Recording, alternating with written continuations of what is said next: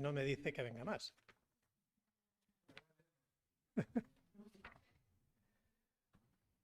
Bien, yo hace un tiempo leí un versículo que me llamó la atención y pensaba en compartirlo con vosotros, y es en un libro que normalmente pasa siempre desapercibido. ¿Por qué? Porque solo lo ocupa una hoja y media. Entonces vamos pasando cosas de la Biblia y normalmente se nos pasa. ¿Alguien sabe encontrar rápidamente dónde está el libro de Judas? Sí, esa es la teoría. No, sí, no está ahí. Pero digo, los demás, ¿lo ubicaríais rápidamente el libro de Judas?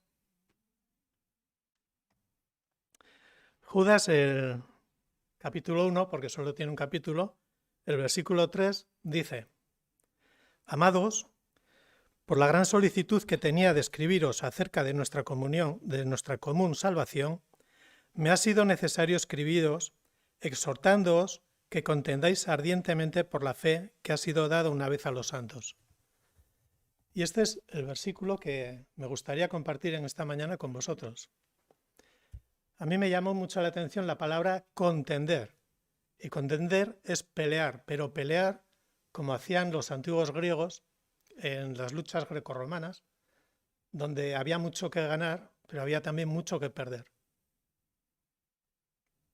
No sé si captáis la idea. Pelear porque hay mucho para ganar, pero también hay mucho para perder. Contender. Entonces, pensando en esto y pensando en compartirlo, digo, bueno, pues voy a tener que hacerlo de alguna manera que sea, bueno, accesible, que me puedan seguir y esas cosas. Y tratando de hacer cosas ha sido imposible. Entonces, tengo que leer la epístola a Judas completa. Entonces, por eso digo que a lo mejor otro día Andrés me dice que para hablar tanto ya habla él. El título de esta mañana, entonces, contender ardientemente por la fe. Contender, que ya vemos lo que es, pero además de una manera apasionada, ardientemente. Y comienza así la epístola de Judas. Podíamos hacer un bosquejo y un estudio sobre la epístola y la podíamos dividir en varias partes. La primera parte, de los versículos 1 y 2, sería la presentación y los saludos. Luego, el cuerpo de la carta sería escribir el motivo que originó la carta, y toda la explicación la hace en dos partes. Una parte que habla sobre los falsos maestros y la segunda parte una exhortación a los fieles para cuidar o contender contra los falsos maestros. Y por último, un final, la doxología final, que se dice una despedida.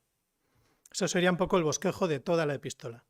Entonces lo vamos a seguir un poco, así no nos perdemos. Y si alguien dice que habla mucho, lo siento, es lo que escribió Judas. Versículo número 1, que ya aquí Jesús está muy atento y lo ha puesto. Judas, siervo de Jesucristo y hermano de Jacobo, a los que se congregan en el aposento alto. Amén. Es una carta para nosotros. ¿Puedo decir esto con razón? Fijaos lo que dice. A los llamados. ¿Nosotros somos llamados? Santificados por Dios. ¿Somos santificados? Y guardados en Jesucristo. Amén. Esta carta es para nosotros, hermanos. Bien, alguno dice amén tímidamente, pero amén. Es una carta en aquel tiempo para los judíos, para los que normalmente está donde iría orientada esta carta por el contexto que tiene, sería para creyentes que eran convertidos por la problemática que existe, pero también es para nosotros hoy en día. Y vamos a ir viendo un poco, ¿no? En primer lugar dice Judas. ¿Quién era este Judas? ¿Alguien sabe decir quién era Judas, el que escribe esta carta? Era el hermano de Jacobo. ¿Quién era Jacobo? Que era su hermano. El hermano de Judas, está bien. Vale, Judas era un nombre muy frecuente en aquella época. En la Biblia podemos encontrar hasta 5 Judas. Pero bueno, normalmente Jesús tenía algún discípulo que se llamaba Judas. ¿Cuántos? 2. Uno que era Judas Iscariote, que todo el mundo lo conoce, y el otro Judas que es un poco más desconocido. Algunos dicen que este Judas más desconocido era el autor de esta epístola, pero otros comentaristas opinan que no. ¿Por qué? Porque dentro de la misma carta lo veremos también que él se excluye del grupo de los apóstoles.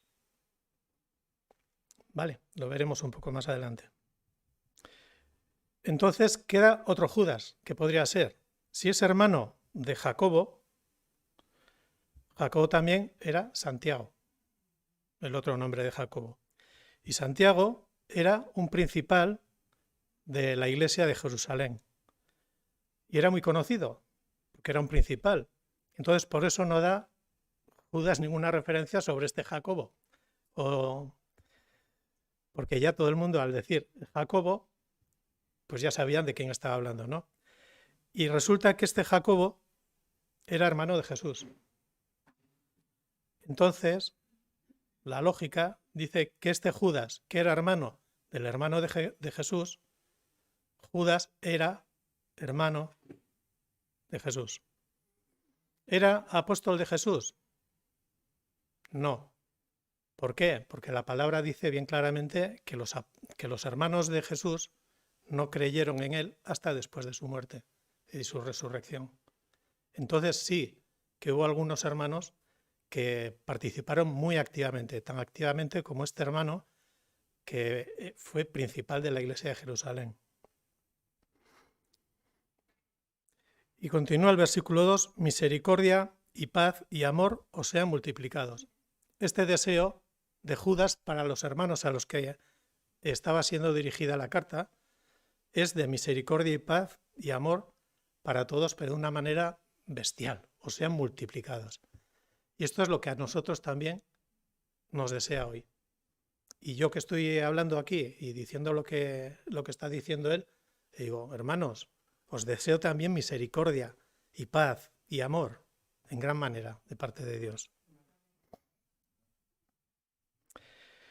Versículo 3. Entramos en los motivos. Como siempre, en estas cartas llama mucho la atención cómo se dirige a los hermanos. El que escribe, tanto Pablo como otros, se dirigen a los hermanos de una manera súper especial. Dice, amados, queridos, entrañables, amados, hijitos a otros, ¿no? Dice Pablo, amados, por la gran solicitud que tenía de escribiros acerca de nuestra común salvación, me ha sido necesario escribiros exhortándoos que contendéis ardientemente por la fe que ha sido dada una vez a los santos, porque algunos hombres han entrado encubiertamente, los que desde antes habían sido destinados para esta condenación, hombres impíos, que convierten en libertinaje la gracia de nuestro Dios y niegan a Dios, el único y soberano, y a nuestro Señor Jesucristo. Está exhortando a los miembros de esa congregación a combatir ardientemente por la fe. Es decir, pelear, luchar, ser algo activo. No solamente de decir, ay, este está diciendo una cosa rara, yo pienso lo contrario y ya está. No, no. Pelear activamente. Pelear y pelear. ¿Y por qué tienen que pelear? Por la fe. Y esta fe es la fe que viene desde los profetas, desde el principio. Y tenemos que pelear por todo lo que la palabra dice y es donde se sustenta nuestra fe. Estos son los motivos por los que tenemos que partirnos la cara, no por otros. Pelear ardientemente por la fe. Y dentro de la fe es el conjunto de dogmas, de mandamientos y así, pero también de la forma de vivir que Jesucristo nos enseñó y a la que estamos llamados. Amén. Pues tenemos que pelear por eso. Estamos llamados a pelear por eso. Estamos exhortados, animados a pelear por eso. Dice en el versículo 4, algunos hombres han entrado encubiertamente. El peligro que tenemos nosotros como creyentes en las iglesias está en las personas que introducen sutiles doctrinas, cosas que parece que no son nada, porque si viene alguien presentando una doctrina totalmente en contra del Evangelio, lo vamos a ver claro. Pero el peligro es cuando viene alguien con una sutil doctrina. Y estas sutiles doctrinas siempre son doctrinas humanas. Son inventos humanos y son contrarios a la fe. Entonces, si no son doctrinas de Dios y van en contra de la fe que tenemos que defender, hermanos, peleemos por ellas. Y entonces, esta gente que presenta estas sutiles doctrinas abusan de la gracia de Dios y de la libertad del Evangelio. Lo que Dios nos da y lo libres que nos hace el Evangelio, ellos lo abusan y lo convierten en libertinaje. Y dicen que lo que Dios dice que es malo, ellos dicen que es bueno. Y es un peligro, porque es muy sutil.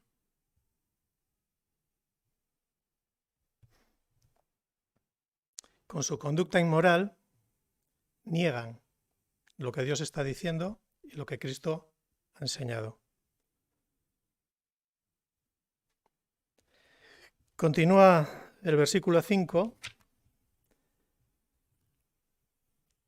y a partir de este 5 hasta el 7 nos dice un poco el autor, Judas, nos dice el castigo que les espera a las personas que vienen con falsas doctrinas. Podemos llamarles falsos maestros. Versículo 5. Mas quiero recordaros, ya que una vez lo habéis sabido, esta mañana me parece que hemos hecho también memoria, ¿no? Y hemos recordado de algo. Pues aquí también anima Judas a que sigamos utilizando la cabeza, que sigamos recordando cosas que ya habíamos sabido, ya que una vez lo habéis sabido, que el Señor, habiendo salvado al pueblo sacándolo de Egipto, después destruyó a los que no creyeron, y a los ángeles que no guardaron su dignidad, sino que abandonaron su propia morada, los ha guardado bajo oscuridad en prisiones eternas para el juicio del gran día, como Sodoma y Gomorra y las ciudades vecinas, las cuales, de la misma manera que aquellos, habiendo fornicado e ido en pos de vicios contra la naturaleza, fueron puestas por ejemplo, sufriendo el castigo del fuego eterno. Aquí está poniendo un listón bastante alto al castigo que van a tener los falsos maestros. Los está comparando y está diciendo que recordemos 3 ejemplos del Antiguo Testamento. Un ejemplo que lo coge de Números 14, del 1 al 36, donde Dios hizo morir a todos los del pueblo de Israel que se rebelaron y no quisieron entrar en la tierra prometida porque había gigantes y cosas. Entonces Dios se enfadó con ellos mucho y les dijo que vosotros no vais a entrar esta generación no entraría, y todos murieron en el desierto. Castigo. También dice los ángeles. Esto se puede ver en Génesis 6:2, cuando los ángeles que se rebelaron contra Dios y fueron entonces arrojados del cielo y están encadenados, como dice el versículo, para el juicio eterno. Estos desobedecieron a Dios y se rebelaron contra Él. Y por fin, el último ejemplo, las ciudades de Sodoma y de Gomorra y las otras que había en el valle,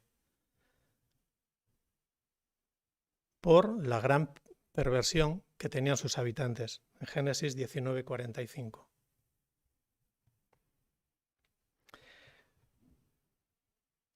Lo que hacen los falsos maestros son blasfemias. A partir del versículo 8 hasta el 11 lo vemos un poco. Dice, no obstante, de la misma manera que estos ejemplos que he puesto antes, también estos soñadores mancillan la carne, rechazan la autoridad y blasfeman las potestades superiores. 3 cosas que hacen, que son los 3 ejemplos que hemos visto antes, ¿no? Por un lado, mancillan su carne, igual que hicieron los habitantes de Sodoma y de Gomorra. Mancillan su carne. Hacen cosas totalmente impuras con sus propios cuerpos, como los sodomitas. Por otro lado, rechazan la autoridad, como los ángeles que se rebelaron a Dios. Ellos rechazan la autoridad de Dios y blasfeman de Dios. Y como los israelitas, no creyendo en el poder de Dios para hacer su voluntad. Cuando estaban los israelitas no creían en Dios, no confiaban en Dios, entonces blasfemaban de Dios. Continúa el versículo 9. Pero cuando el arcángel Miguel contendía con el diablo, disputando con él por el cuerpo de Moisés, no se atrevió a proferir juicio de maldición contra él, sino que dijo, el Señor te reprenda.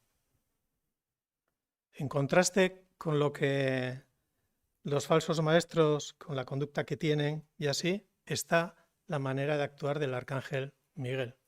Este ejemplo de que incluso estaba peleando directamente contra Satanás, contra el diablo, contra el enemigo de Dios, no se atrevió a proferir ningún insulto, sino que dijo, el Señor te reprenda.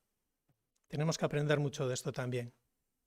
Cuando nosotros nos enfrentamos en cosas, ¿cuál es nuestra actitud? Tenemos que confiar cada día más en que Dios es el soberano, el que tiene el poder y el que tiene la única autoridad para poder vengar y solucionar los problemas. Continúa el versículo 10. Pero estos, hablando de los falsos maestros, blasfeman de cuantas cosas no conocen. Están hablando de cosas de Dios sin conocerlas y entonces están diciendo verdaderas barbaridades, que son blasfemias. Y en las que por naturaleza conocen, ¿por qué hay cosas que sí que pueden conocer estas personas? Porque todo el mundo tenemos una conciencia que nos ha puesto Dios para que conozcamos un poco las cosas que están bien y las que están mal. Y dice, en las que por naturaleza conocen, se corrompen como animales irracionales. Tienen la conciencia cauterizada, no les afecta, son como verdaderos animales que no les importa nada hacer daño y hacer cosas mal, y sobre todo cosas en contra de Dios.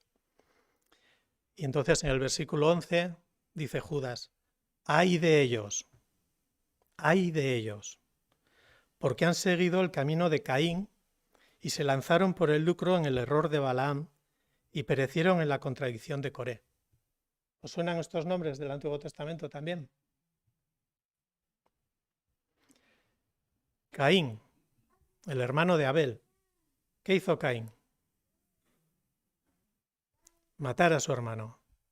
Pues, como Caín era homicida, los falsos maestros son homicidas, porque matan a los hermanos espiritualmente, con sus falsas doctrinas. Luego dice Balaam. ¿Quién era Balaam? Era un profeta que por dinero tenía que maldecir a Israel, que no pudo, pero lo que se hizo fue decir cómo los madianitas podían al final corromper a los israelitas a través de otro tipo de pecados, no solamente por la maldición suya, pero fue por homicidio. Normalmente los falsos maestros también tienen codicia. ¿Y Coré? ¿Qué pasó con Coré? ¿Cómo? También se rebeló contra Moisés y Aarón, quiso ser el que dirigiera todas las cosas y entonces abrió la tierra y a él y a todos los que le seguían fueron muertos. Por todo esto, es un ejemplo de que a estos falsos maestros les aguarda un terrible castigo de fuego eterno. Vamos a ver cosas prácticas que hacen los falsos maestros cuando entran en una congregación, aunque sea sutilmente. Versículo 12. Estos, los falsos maestros, son manchas en vuestros ágapes, que comiendo impúdicamente con vosotros se apacientan a sí mismos. ¿Os suena esto de algún otro sitio? Los ágapes son las comidas que se hacen fraternalmente. Nosotros hoy en día hacemos la Santa Cena. En estos tiempos cada uno llevaba lo que buenamente podía, se ponían las cosas en común y se comía. Pero había ciertas personas que aprovechaban esa situación y se ponían las botas, o comían antes que hubieran llegado todos los demás, o se emborrachaban. Hacían este tipo de excesos. Y es lo que está diciendo aquí, ¿no? Son manchas, es suciedad, que está en vuestros ágapes, que es una cosa que debería ser algo limpio y santo, ¿no? Porque era de hacerlo en plan amoroso, en plan de comunión. Son manchas en vuestros ágapes. Se apacientan a sí mismos, solamente piensan en ellos, en comer ellos, en coger los trozos más gordos. Y algunos en emborracharse. Esto me recuerda a Corintios. Pasaba lo mismo en Corinto. Da otro ejemplo. Dice, nubes sin agua, llevados de acá para allá por los vientos. Cuando los campesinos ven nubes y dicen, ¡buah! Va a llover. Si esa nube es una nube, porque estoy tratando de decirlo de lleva y lluvia y me sale lluvia, es una nube que no lleva agua, no llueve y es llevada por el viento a otro sitio sin llover. No sirve para nada. Una nube que debería regar, si no llueve, no sirve para nada. Estos son los falsos maestros. Pero, más todavía, cuando hay una nube, ¿qué pasa? Que está nublado. Que no vemos el sol. Y entonces las nubes impiden que otros vean el sol y que reciban su calor. Y esto espiritualmente es muy malo. Aquí podemos ver cómo pueden matar a otros creyentes. Árboles otoñales sin fruto. Hace poco hemos tenido el tiempo de las castañas. Árboles otoñales. Cuando vemos un árbol ahí que pensamos que va a tener sus frutos y nos encontramos que no tiene fruto, ¿qué pasa?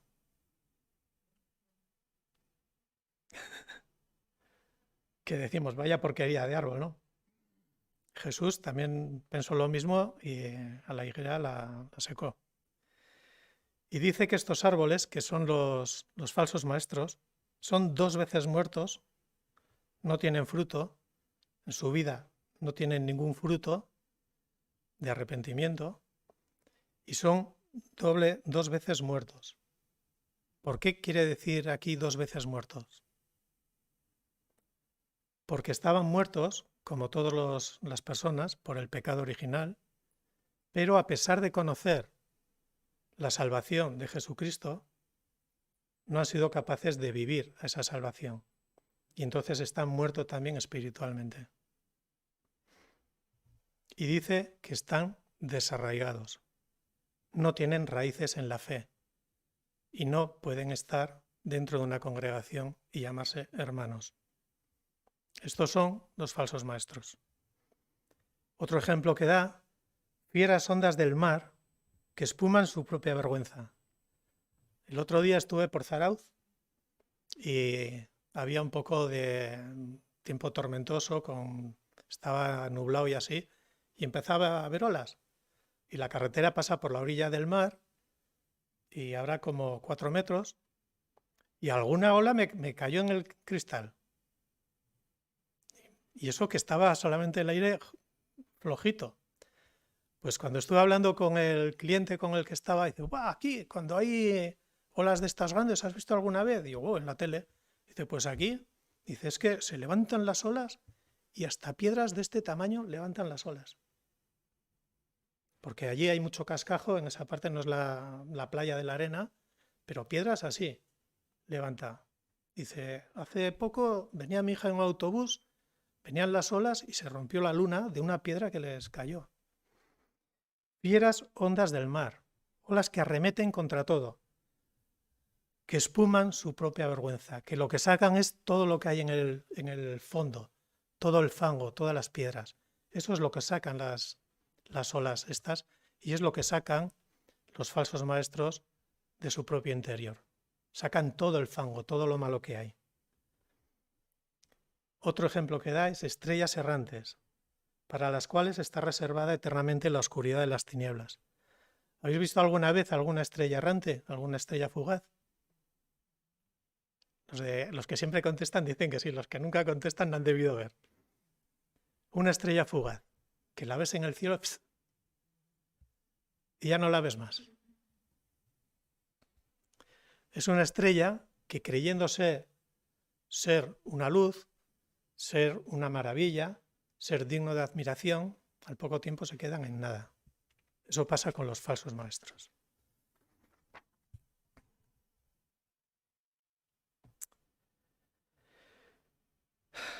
Versículo 14. De estos también profetizó Enoc, séptimo desde Adán, diciendo: He aquí, vino el Señor con sus santas decenas de millares, para hacer juicio contra todos, y dejar convictos todos los impíos de todas sus obras impías que han hecho impíamente, y de todas las cosas duras que los pecadores impíos han hablado contra él, contra Dios. Este es un ejemplo que aquí Judas saca del libro de Enoc, que no está en la Biblia. Es un libro apócrifo, pero que muestra lo que realmente dice la Biblia de lo que le espera a los impíos. No ha dicho nada contrario a lo que les espera a los impíos, ¿no?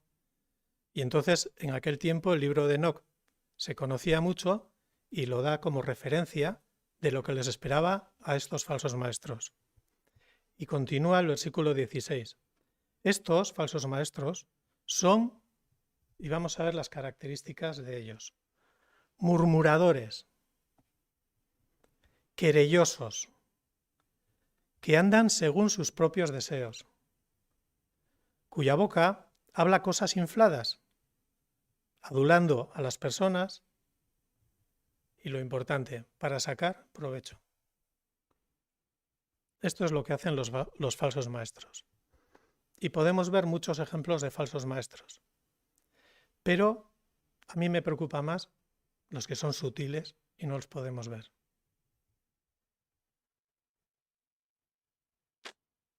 Cuando vemos cosas agravantes, los vemos rápidamente y ¡guau! Ese es un falso maestro, apartándonos de él, y vamos a pelear porque nosotros en la fe sabemos cómo contrarrestarle, ¿no? Y tenemos nuestra fe, nos arraigamos aquí y esto no lo queremos.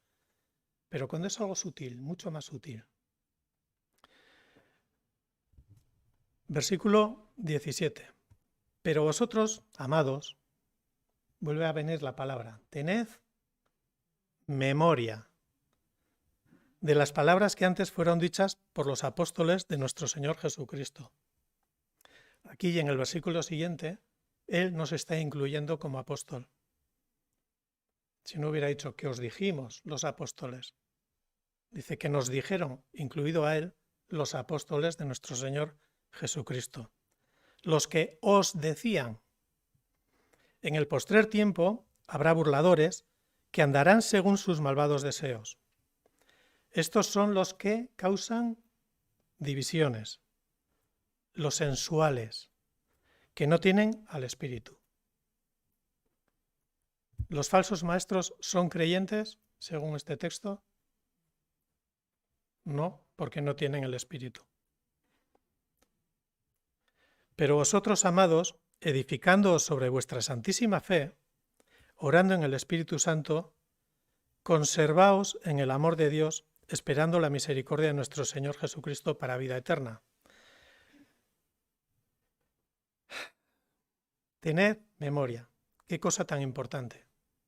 tener memoria para la Santa Cena, pero también tener memoria para todas y cada una de las enseñanzas que tenemos de parte de nuestro Señor Jesucristo. La enseñanza de los apóstoles, la base firme de la fe cristiana, el credo.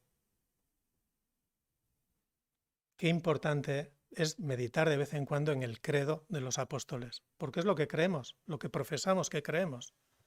Y alguna vez lo tenemos tan olvidado que tenemos que pensarlo mucho para ver cómo era el credo este. Pues es muy importante recordarlo, recordar lo que se está diciendo ahí, porque estamos diciendo lo que realmente nosotros creemos, ¿no?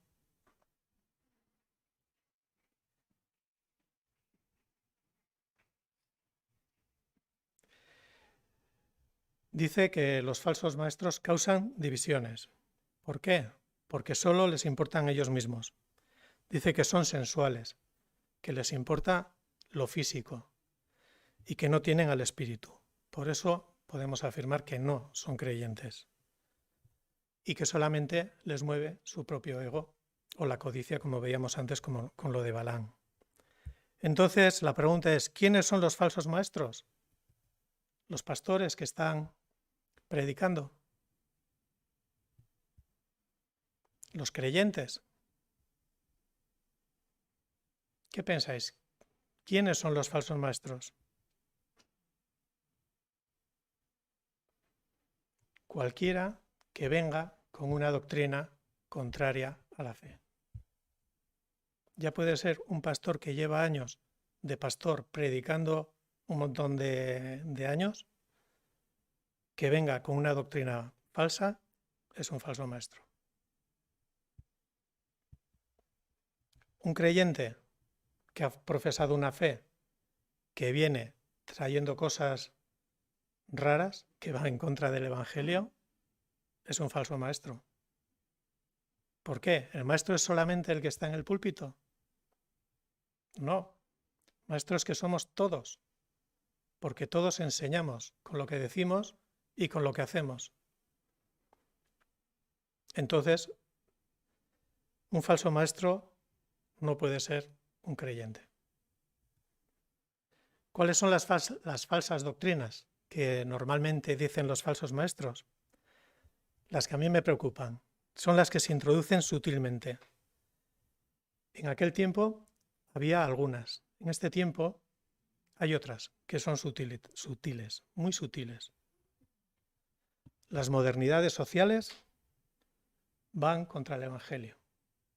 Todo lo que la sociedad ahora lo asume como moderno y maravilloso, si va contra el Evangelio, es una falsa doctrina.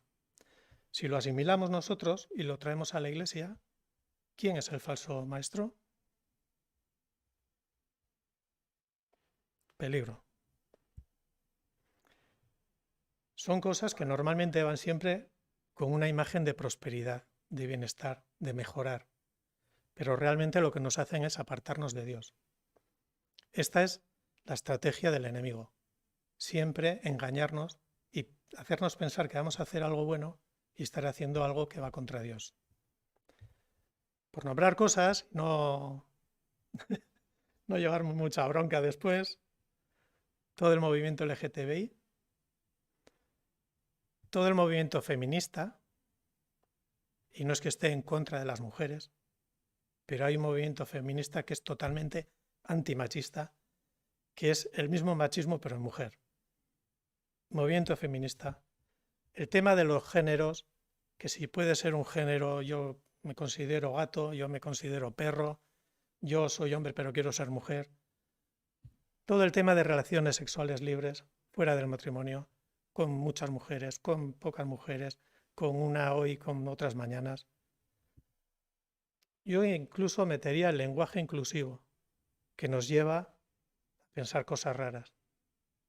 Porque de ahí vamos viendo el tema de que no existen los sexos o los géneros como Dios los creó, que no hay hombre y mujer, nada, es todo y ya está. No es ni masculino ni femenino. Y contra todas estas cosas debemos estar callados. Es lo que nos dice Judas. Veo que estáis dormidos del todo, ¿eh?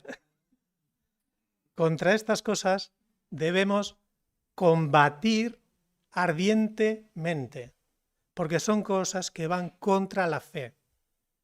Si alguien nos dice sobre estas cosas, oye, es que las relaciones sexuales fuera del matrimonio son una maravilla, te parecerá a ti, pero Dios dice que no, que el sexo está limitado para disfrutarlo dentro del matrimonio.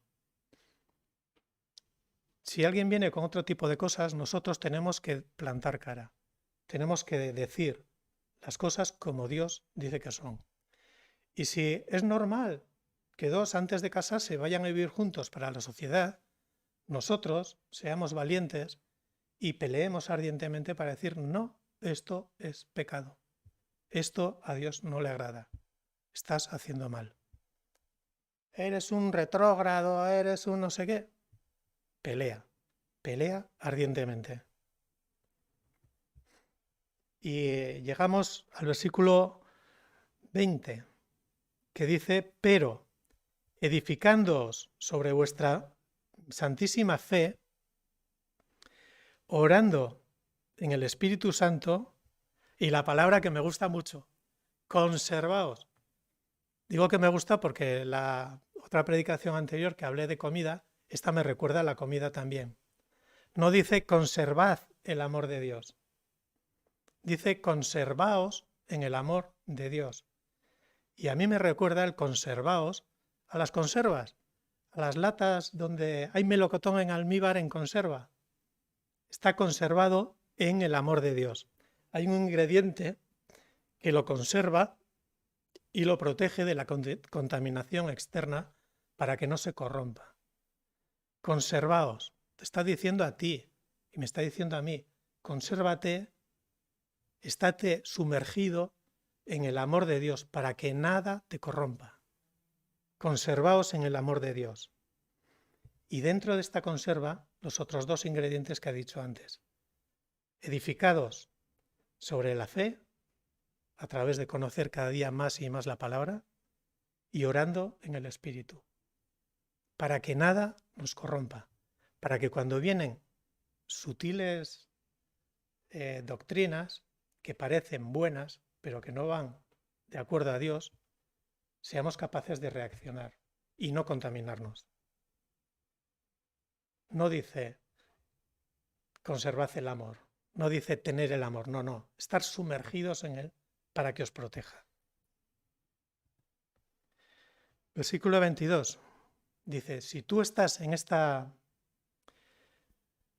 conserva, si tú estás así fuerte, a los que son falsos maestros, que han sido de alguna manera afectados, dice, algunos falsos maestros que dudan, convencedlos.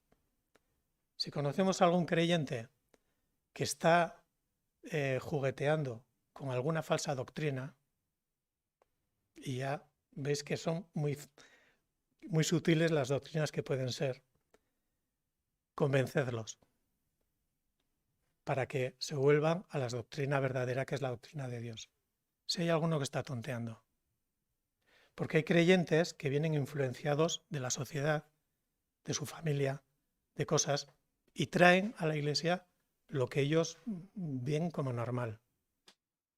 Entonces, si tienen dudas, esto está bien o esto está mal, convencedlos en esa fortaleza que nos da estar sumergidos en el amor de Dios, convencerlos para que ellos también puedan estar sumergidos en el amor de Dios.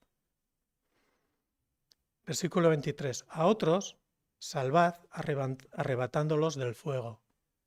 Otros falsos maestros que tienen estas falsas doctrinas, pero que ya las están practicando y que están viviendo en pecado, hay que decirles que se tienen que salvar, que se tienen que entregar al Señor para evitar terminar en el infierno. Porque dice que hay que arrebatarlos del fuego. Todavía no están quemados, pero están ahí, están pecando. Los primeros estaban tonteando, los segundos ya están pecando. Entonces a estos hay que salvarlos. Nosotros, no, es Jesucristo, pero nosotros tenemos que presentarles la manera que pueden ser salvos. Y dice también, y de otros, tened misericordia con temor. Los que están pecando, convencidos de pecado, que no tienen ninguna intención de arrepentimiento, tenemos que tener misericordia. Y dice algo más.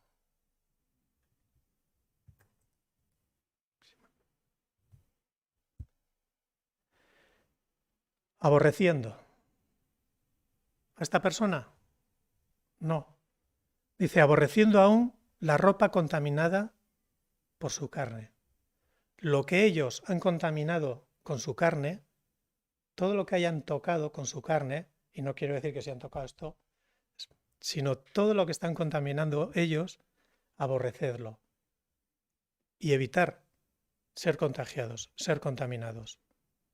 Aborreced al pecado y no al pecador. Del pecador tenemos que tener misericordia, porque Dios también tiene misericordia, pero Él juzgará. Nosotros no tenemos que juzgar. El pecador tendremos que tener misericordia, pero aborrecer lo que hace, apartarnos de Él y de lo que Él hace. Eso es lo que está diciendo aquí Judas, a ti y a mí. Eso es lo que tenemos que hacer. No se lo está diciendo al pastor, que cuando vea alguna cosa actúe, que también, pero a ti y a mí nos está diciendo eso también. Consérvate en el amor de Dios para no contaminarte. Y si hay contaminación, señalada. Muestra misericordia por la persona, pero aborrece el pecado. Es lo que nos está diciendo.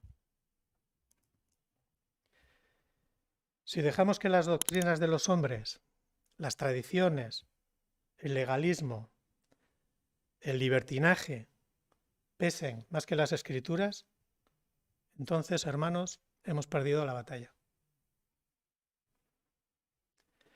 Tenemos que ser conscientes de que no solamente estamos peleando una batalla por la fe, por nosotros, para cuidarnos nosotros. Tenemos que pelear la batalla de la fe para cuidar de nuestra iglesia, de nuestros hermanos. Y tenemos que pelear la batalla de la fe también para la sociedad en la que vivimos. Es una pelea que va más allá de mí, más allá de las paredes de la iglesia. ¿Por qué? Porque estamos llamados a ser luz y ser sal.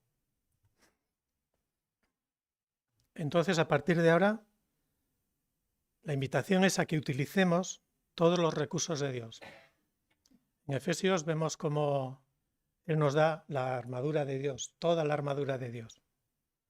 Yo la voy a resumir un poco en las cosas que ha dicho aquí Judas. La palabra, la oración y estar sumergidos en el amor de Dios. Por eso me gustaría que cantásemos ahora una canción que habla sobre la palabra, para que nos introduzca más la necesidad que tenemos de considerar cada día más y más la palabra. Qué cosas tan bonitas decimos que es la palabra de Dios y cuántas veces nos olvidamos de ella y no la utilizamos. Tenemos que pelear ardientemente por la fe. Hermanos, hay que ser valientes. Y si alguno no sabe, la victoria es nuestra. Porque no estamos solos. Porque Dios está con nosotros. No temamos, seamos valientes, peleemos por la fe. Termina la epístola de Santiago con los 2 últimos versículos animando. Y es lo que me gustaría que en esta mañana tengamos nosotros también. Ánimo, salir aquí con fuerzas renovadas y con ganas de pelear por la fe. De que cuando nos encontremos una batalla no la rehuyamos. No digamos, bueno, no, que peleemos la batalla de la fe. Versículos 24 y 25. Dice Judas a todos los que han escuchado todo esto que les ha escrito, y aquel que es poderoso para guardaros sin caída, amén. te lo está diciendo a ti. Aquel que es poderoso para guardarte a ti sin caída, Él te puede guardar. Tú por tus propias fuerzas no vas a mantenerte sin caída. Pero Él que te va a guardar, Él es poderoso para guardarte sin caída y presentarte sin mancha delante de su gloria para gran alegría. Esto es precioso, hermanos, y estamos llamados a esto. Al único y sabio Dios, nuestro Señor, nuestro Salvador, sea gloria y majestad, imperio y potencia, ahora y por todos los siglos. Amén. Y esta es la despedida de Judas a nosotros, a la iglesia que se congrega en Aposento Alto. Que el Señor nos bendiga y nos dé fuerzas y mucho ánimo.